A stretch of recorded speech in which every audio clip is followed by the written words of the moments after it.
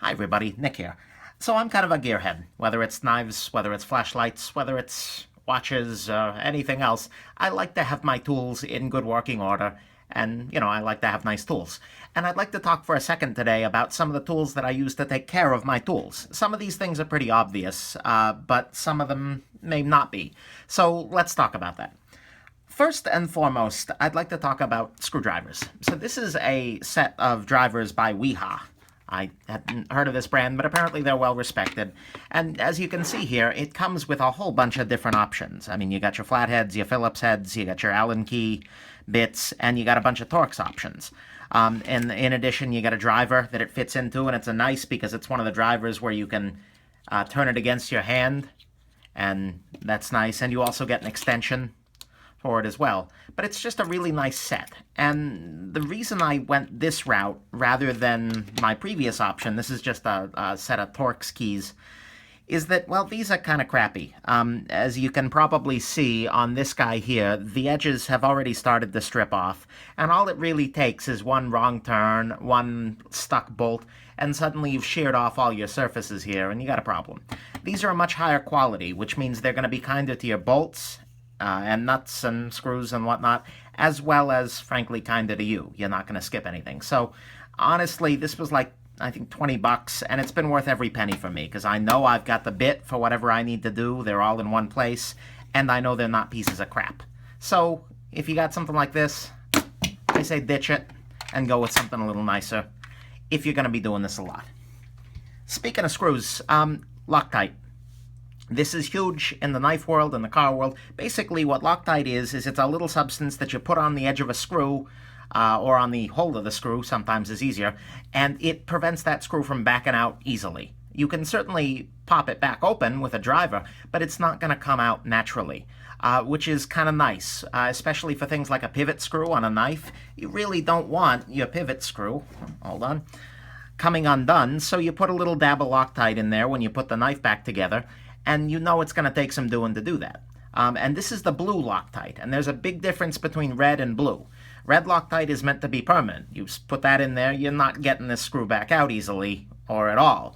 Blue Loctite is meant to be temporary. It stops it from coming undone, but it lets you make it undone if you need to. So invest in some Loctite. It's good stuff. Very good stuff. Sorry about the heater. We've talked about how to make things not move. Let's talk about how to make things move. I've got a whole video on lubrication for knives, but realize that any lubricant you use can also work well, for instance, on the threads of a flashlight or something like that. Any around-the-house lubricant is okay. 3-in-1 is pretty decent. I recommend nano oil for knife pivots specifically, where you want a really lightweight oil. I also use this for the threads on flashlights, pens, things like that. And if you need something thicker, there's Frog Lube, and I swear by Frog Lube. So have some oils handy, so generally 3-in-1 and nano oil. I feel like I'm set for the world, which is nice. Frog Lube actually has an alternate use. It's originally meant for guns, I think, and I talk about this again in my lubricant for knives video, but Frog Lube is also a really good rust protectant, and that's another thing that you need specifically if you're in a pretty humid climate. Because metal that's left untreated will tend to rust, and that's no good. That's bad news. And that's the case with knives, with flashlights, with anything. So keep that in mind. I really recommend that you pick up some kind of a rust protectant, because even if you don't need it, it's probably not a bad thing to have on there. Every time I get a new blade, or even I get a new flashlight or something like that, I'll put a coating of Frog Lube on it, just because why not? And this is nice because it's non-toxic, it's green. It ain't easy being green, but they pulled it off. Sorry. And, it's helpful stuff, and it's good to have around the house. And it works for other tools, too. I got an old crowbar that I put some Frog Lube on there, and that stopped the rusting, which is kind of cool. So, have something for rust protection around. A few less conventional kinds of tools. One of the things I really recommend is a just microfiber cloth. This one's dirty as all hell, because it's the one I use for everything. But it's really nice because it helps to stop things from rolling. So right there, this probably would have kept going, or screws. If you're taking something apart that's small and fiddly and has lots of small and fiddly screws, it's best to set it down on a surface where they're not going to roll. And so a nice microfiber cloth is good for that. It doesn't have the thick piles of like terry cloth, which is no good because you can get screws lost in there, but it's enough to stop them from kind of rolling around, which is good. This little guy is actually surprisingly useful as well. This is a spring bar tool for a watch. You can see here that it's got a little forked end, and that's meant to get into, I don't know if you can see, but right here is the bracelet attachment on my watch here, so you can use this to get in there and engage with the spring bar and pull it out. So you kind of seem like a wizard to anybody with watch problems, because otherwise spring bars are a royal pain in the neck. These can be had really, really super cheap. And the other thing is, on the other side here is a pin pusher, which is good for if you need to replace the pin on a bracelet or size a watch. Also, it's just a nice little shape. I mentioned Loctite. It's nice because you can take a little bit of Loctite, put it on the outside of this, kind of dab it onto this tool, and then dab it on the inside of the screw hole, so that you're coating the inside of the screw hole, and it's not going to ooze out into the pivot or anything like that. So that's another really nice little tool, or use for this little tool, is for applying Loctite or applying lubricant even in tiny little doses. I've seen watchmakers do similar things with much smaller tools, mind you, to apply lube, where you put a little bit of lube on the stick and then use the stick to lubricate rather than dripping everywhere. That's a handy little thing. So that's good. Another tool I can't say enough good things about is tape. This is just your straightforward painter's tape. In the knife world, it's really useful for sharpening because you want to wrap the blade with this to make sure that, an errant pass on the stone doesn't scratch up your blade. But in the rest of the world, it's pretty nice too. If you're doing some kind of work on a surface, like let's say you're doing something to a watch, and you want to make sure that you're not scratching up your case lugs, you can put a little bit of this painter's tape on there just as a protection and carve kind of around it so that only the area that you're working on is exposed.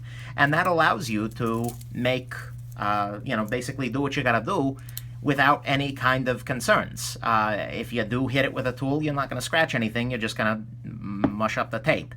And similarly, it's also really good if you've got parts that you've taken out of something for the long term, or at least for the short term, you can kind of wrap them up in tape. I mean, I don't really have to tell you how useful tape is, but it is surprisingly useful, and I always have it nearby when I'm working on my tools because, again, it helps keep things pristine, and it helps keep things from rolling away, which is nice. If you're a knife guy, of course, you're going to want a strop, and I've talked about... Well, actually, I haven't talked about stropping. This is a really nice strop, and I'm going to try and find the name of the person who made it. I got it on Reddit from a guy named, the username is Adequacy. Really, really good stuff. He made it double-sided for me. And to either side of this strop, I've applied stropping compounds, basically, that have little suspensions, I think of diamond, or yeah, it's diamond, in very small sizes. And you can use this to get your knife even sharper, or to keep a sharp knife sharp. So a strop is really good if you're a knife person. Similarly, this is a phone book. For those of you who are under the age of, 25, people used to drop these off at your house, and you actually used it because it said phone stuff in there. Nowadays, it is most useful because it's a free source of paper, and specifically, it's the same paper. Which is nice. If you're sharpening a bunch of knives, it's useful to know that the paper that you're using today to test sharpness is the same as the one you were using yesterday. So you can... this knife isn't very sharp. There we go. You can always tell, okay, this is that sharp. Wow, I need to sharpen this. Anyways, so you've got a consistent comparison. And again, it's good because you can pour out a little bit of Loctite on there and then just throw away the page. So next time they drop off a phone book, don't just laugh and throw it away, or recycle it, damn it. Save the earth. I would keep it, and you can use it for tasks like this.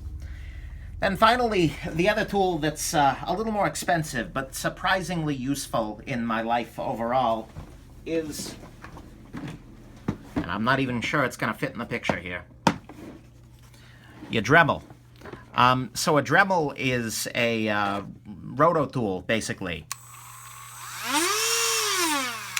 And right now I've got a basic sanding wheel on there, but with it you get batteries and whatnot, as well as cutting wheels and other kind of polishing wheels, things like that. It's surprisingly often the case that you get something that's got really crappy machining on it. particularly if you're looking at low-end knives, or even I had a watch band once that had a really nasty metal burr on it, and there wasn't really a way to get that off by hand. Sorry, I was looking away. And so what you can do is use your Dremel as effectively high-powered sandpaper. And with great caution, you can grind off little bits of something that's on there. You can also use it. They sell little tiny drill bits for it. But basically, it's a good little power tool. It's small enough and it's controlled enough that you can use it by hand. You can grind into something very tiny little amounts, or even set it down on the table, tape it to your table, and use it as a fixed grinding wheel. But, you know, it's not big enough that you're going to do any major damage. It's easy to screw things up using a Dremel, but by God, they're useful. This is one of my most used tools around the house.